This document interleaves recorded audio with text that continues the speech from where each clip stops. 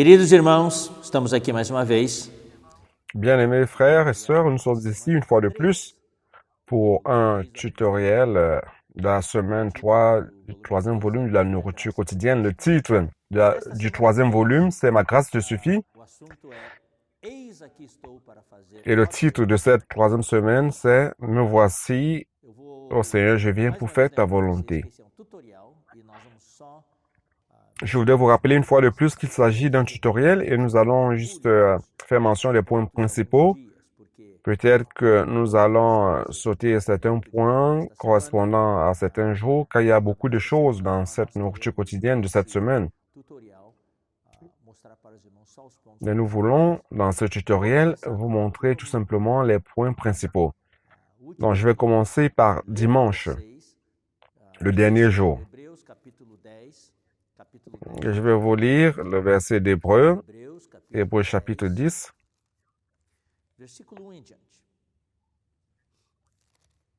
À partir du premier verset. Ici, il est dit, en effet, la loi qui possède une nombre des biens à venir et non l'exacte représentation des choses ne peut jamais, par les mêmes sacrifices qu'on offre perpétuellement chaque année, amener les assistants à la perfection. Donc ici, l'auteur explique qu'il est difficile dans l'Ancien Testament de présenter ces offrandes à Dieu pour nettoyer les péchés de l'homme. Chaque année, il devait présenter les mêmes sacrifices devant Dieu. Verset 2, autrement, si cela pouvait rendre parfait l'homme. Donc ici, au verset 2, il dit, autrement, n'aurait-on pas cessé de les offrir, parce que ceux qui rendent ce culte, étant une fois purifiés, n'auraient plus aucune conscience de leurs péchés. Donc ici, l'auteur dit qu'il devait offrir des sacrifices chaque année, parce que c'était quelque chose qui n'avait pas une efficacité éternelle. Et le verset 3 dit ceci, mais le souvenir des péchés est renouvelé chaque année par ces sacrifices. Car il est impossible que le sang des taureaux et des boucs ôte les péchés. Donc, ils offraient les taureaux et les boucs, et leur sang ne pouvait pas enlever les péchés. La Bible dit qu'il couvrait temporairement le péché. Le verset 5, quelque chose de puissant, je dit ceci. C'est pourquoi Christ entrant dans le monde dit, tu n'as voulu ni sacrifice, ni offrande. Alors, il s'agit de qui ici? Il s'agit de Jésus, le Fils de Dieu. Il dit, tu n'as voulu ni sacrifice, ni offrande, mais tu m'as formé un corps. Wow! C'est-à-dire que lorsque Jésus est entré dans ce monde, il avait la conviction, le sentiment de ce que les choses anciennes de l'Ancien Testament ne satisfaisaient plus Dieu. Dieu voulait faire entrer une nouvelle alliance, quelque chose de permanent. Donc, il ne voulait plus de ce sacrifice ancien. Il a donné à Jésus un corps. Cela est très important. Cela me fait rappeler Romains chapitre 12, verset 1 qui dit que nous devons offrir notre corps comme sacrifice vivant. Aujourd'hui, notre sacrifice ne consiste plus à offrir des animaux. Il ne s'agit plus de tuer des animaux. Ce que Dieu veut, c'est que nous sacrifions notre corps comme sacrifice vivant. Dieu veut un sacrifice vivant. Dieu veut votre vie et la mienne. Tu n'as agréé ni holocauste ni sacrifice pour le péché. Donc cela ne plaisait plus à Dieu, les holocaustes, les offrandes pour le péché. Alors qu'est-ce qui plaît à Dieu? C'est au verset 7. C'est quoi être un sacrifice vivant? Comment utiliser notre corps pour plaire à Dieu? Verset 7. Alors j'ai dit, voici, je viens dans le rouleau du livre. Il est question de moi. Dans l'Ancien Testament, il y avait des prophéties sur Jésus. Et il est question de moi pour faire, ô Dieu, ta volonté. Donc, c'est ça que Dieu veut. Ce que Dieu veut, c'est que vous et moi, aujourd'hui, que nous fassions sa volonté. Jésus est venu faire la volonté de Dieu. Verset 8, après avoir dit d'abord, tu n'as voulu et tu n'as agréé ni sacrifice, ni offrande, ni holocauste, ni sacrifice pour le péché, ce qu'on offre selon la loi. Il dit ensuite, voici, je viens pour faire ta volonté. Donc Jésus est venu pour faire la volonté de Dieu. Il est allé à la croix, il s'est offert, il a offert son corps. C'est ce que nous célébrons tous les dimanches lorsque nous avons la scène du Seigneur, la table du Seigneur. Ce pain représente le corps du Christ qui a été brisé pour nous. Il a offert son corps et aujourd'hui, nous aussi, nous faisons la même chose. Le sacrifice de Christ afin que nous puissions servir Dieu comme sacrifice vivant. Donc aujourd'hui, comme ministre de la Nouvelle Alliance, notre mot d'ordre serait, oh Dieu, me voici pour faire ta volonté. Je viens pour faire ta volonté. Donc nous avons un exemple qui est très bon dans Actes. Je vais profiter pour lire cela. Nous avons commencé par dimanche, parce que c'est le point principal de cette semaine. Acte 17, verset 6. Ici, nous voyons deux personnes, Paul et Silas, qui ont offert leur corps comme sacrifice vivant. Ils n'avaient pas un agenda propre. Ils étaient apôtres, ministres de la Nouvelle Alliance. Une porte s'ouvre pour faire l'œuvre par-ci, par-là, et ils suivaient l'Esprit. Ils ne suivaient pas leur propre agenda, leur propre programme, mais ils suivaient ce que Dieu a établi, ils faisaient la volonté de Dieu. Cela me fait rappeler Matthieu 7. Il dit, c'est pas tout le monde qui dit, Matthieu 7, 21, 22, c'est pas tous ceux qui me disent Seigneur, Seigneur qui entreront dans le royaume des cieux, mais celui qui font la volonté de mon Père qui est dans le ciel. Et il dit, beaucoup me diront ce jour-là, est-ce que nous n'avons pas fait des miracles en ton nom? J'ai fait des miracles, j'ai guéri beaucoup de malades, j'ai expulsé les démons. Et Jésus dira, je ne vous connais pas. Éloignez-vous de moi. Donc, il ne s'agit pas de faire beaucoup d'œuvres. Le ministre de la Nouvelle Alliance n'est pas là pour faire un tas d'œuvres, ne pas faire beaucoup d'œuvres, mais il est là pour vivre la vie de Dieu. Le ministère de la Nouvelle Alliance n'est pas constitué d'œuvres, mais se constitue de quoi? Du vécu, se constitue du vécu du ministre de la Nouvelle Alliance. Notre vécu, notre vie, c'est le ministère de la Nouvelle Alliance. Donc, continuons. Verset 6, il dit ceci. C'est Paul et Silas qui étaient sur... Ils parcouraient l'Asie, la région de Galate. Ils voulaient prêcher l'Évangile, mais l'Esprit les empêchait. Alors, parfois, on ne peut pas comprendre. On dit, mais comment l'Esprit peut empêcher quand on ne prêche pas l'Évangile en Asie? Parce qu'on sert Dieu, donc on doit suivre le plan de Dieu. Donc, verset 7. Acte 16, verset 7. Arrivé près de la Mysie, ils se disposaient à entrer à Bithynie, mais l'Esprit de Jésus ne leur permit pas. Une fois de plus, l'Esprit les a empêchés. Ils ont été obéissants, ils ont cru à l'orientation de l'Esprit Saint. Ils franchirent alors la Mysie, descendirent à Troas. Et pendant la nuit, Dieu leur apparut. Donc, pendant la nuit, Paul eut une vision. Un Macédonien lui apparut et lui fit cette prière, passe en Macédoine, secours-nous.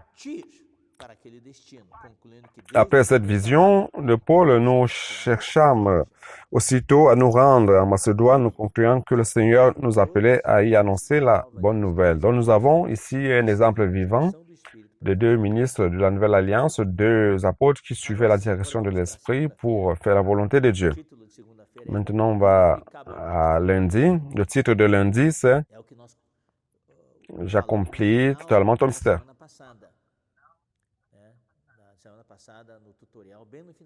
C'est ce que nous avons dit la semaine dernière. Vers la fin du tutoriel, nous vous avons tous encouragés, nous tous, à accomplir totalement notre ministère. Et ce n'est pas facile d'être formé comme ministre. Matthieu 7, 3, 14 dit que notre porte est étroite et notre chemin est resserré. Large est la porte et spacieux, le chemin qui mène à la perdition et beaucoup la trouvent. Beaucoup le trouvent.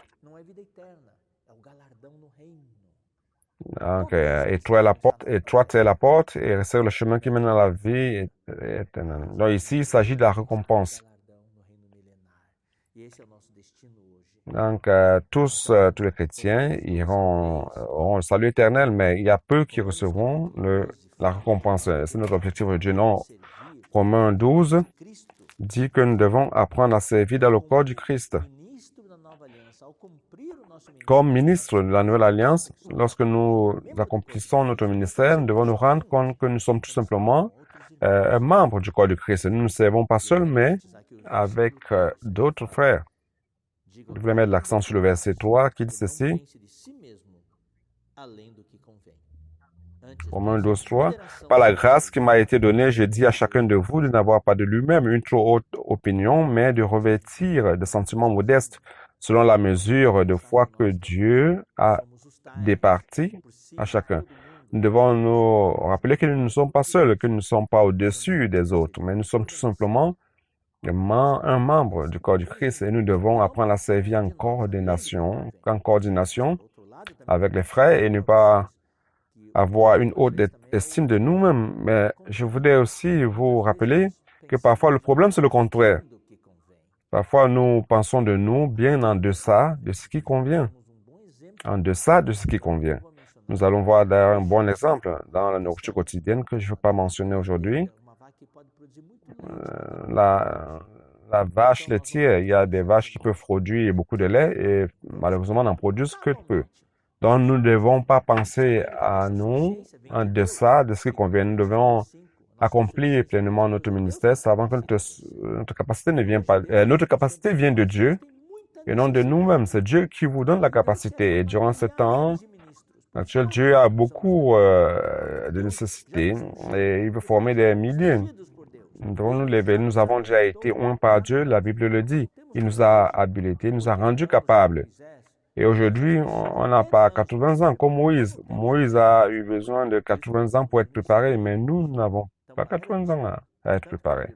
C'est pour ça que nous avons l'esprit, nous sommes dans l'air de l'esprit. Donc, bien-aimés frères et sœurs, assumez votre ministère, ne cachez pas votre talent. Louez soit le Seigneur.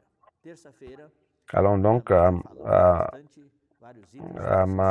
mercredi. On a déjà parlé de mardi, le sujet de mardi. Donc, on va aller à mercredi. Mercredi parle de la production du ministre de la Nouvelle Alliance.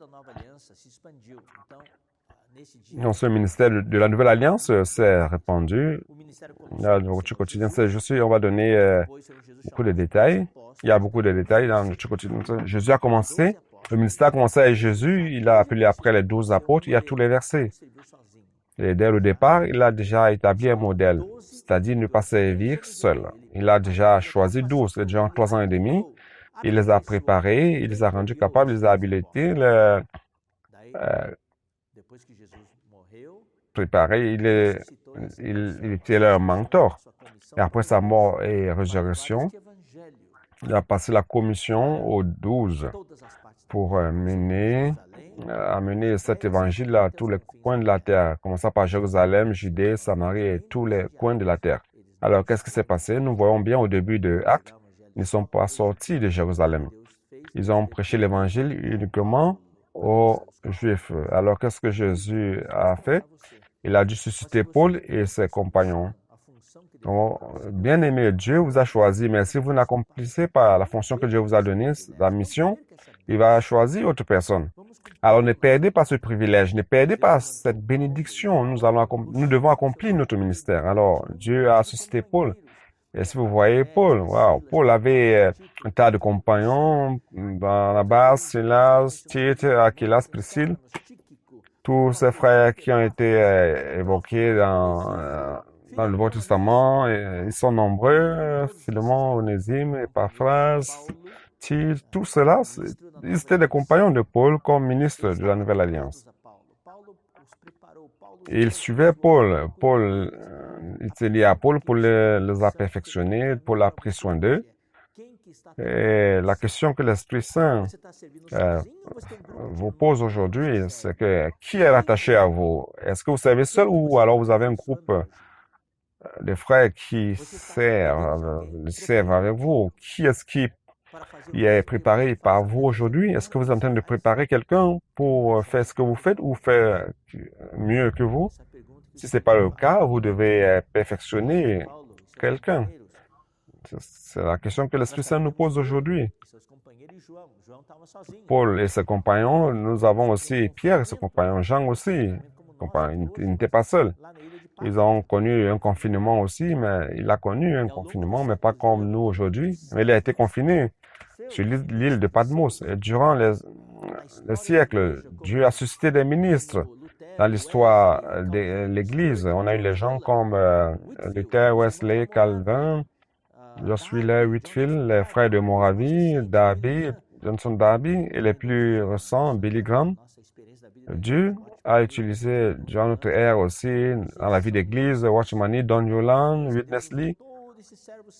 Tous, ce sont des ministres que Dieu a utilisés pour amener le ministère de la Nouvelle Alliance dans tous les lieux. Mais nous sommes les travailleurs de la dernière heure, de la 11e heure. Matthieu 20, verset 6 à 7 dit que nous sommes à la 11e heure. Parce qu'à la fin de la journée, la 11e heure représente 17 heures. Donc la fin, c'est 18 heures. Dieu nous appelle et nous devons nous lever pour assumer notre responsabilité comme ministre de la Nouvelle Alliance. Donc c'est ça l'emphase de mercredi. Donc jeudi, il y a un seul mot, Dieu veut faire de vous, une seule phrase, Dieu veut faire de vous un leader. Comme je l'ai déjà dit plusieurs fois, bien-aimés frères, il ne s'agit pas nécessairement un leader des centaines de milliers ou d'une grande église entière, mais tout du moins les frères qui sont avec vous, autour de vous, votre famille, vous devez être des leaders pour eux.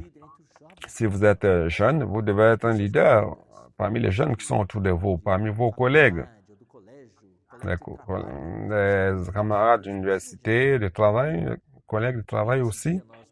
Donc, Dieu a besoin de leaders. Durant ces jours-ci, nous avons montré l'importance des groupes familiaux, de soins et de multiplication, et nous produisons des leaders.